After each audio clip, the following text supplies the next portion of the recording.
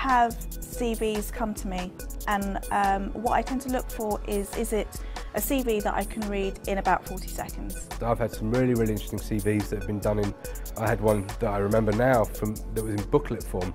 It was really well presented, and it's a story of this person's life and career, and I thought that was really interesting. Start off with a kind of statement, a career statement, a kind of professional statement, a few lines about yourself, who you are and where you're going, just to catch people's eye. And if you're a graduate, what you really need to think about is making your CV about 2 pages. So if I have a CV come to me, which is about 4 pages long or 5 pages long, my immediate thought is, well, you know, what has this person done to justify having this amount of paper? More often than not, on a CV, you just put the name of your degree and when you did it and maybe what you got.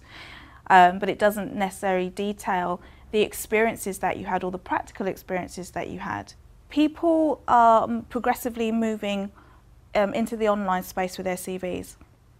And what people probably need to remember is to perhaps put together some kind of video CV where they can actually showcase their work and put together some kind of show reel or portfolio. And there are a lot of great things that you can do with the technology these days that can be done very easily at home on your PC with some very, relatively basic video editing software.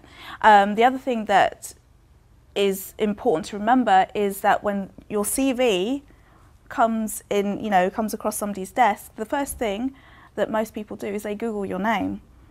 Okay, so they're going to Google your name and they're going to see what comes up. Or they may, if they can't find you in Google, they'll go straight to Facebook and see what comes up.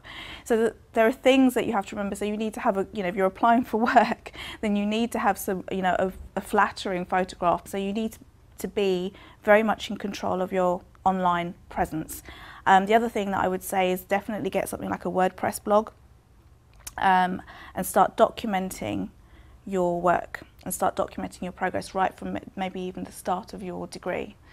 Because it's one thing to give someone a CV, but it's another thing for them to see your CV, be able to click on a link, get taken to a blog, and for them to be able to see real evidence and dated evidence that backs up what you say you've done. It's being able to really pick out the salient points of what you did and put in 3 bullet points of what you achieved. There are some obvious mistakes to take care to avoid. I mean, spelling mistakes. Just simple things like, grammar, it's and there, and just make sure everything's tight and right. Don't waffle on. Just try to stick to what's going to be interesting and what's going to grab people's attention. You actually cater each CV to the job you're applying for. And you look at the language that they're using and you use similar language on your CV and on your cover letters.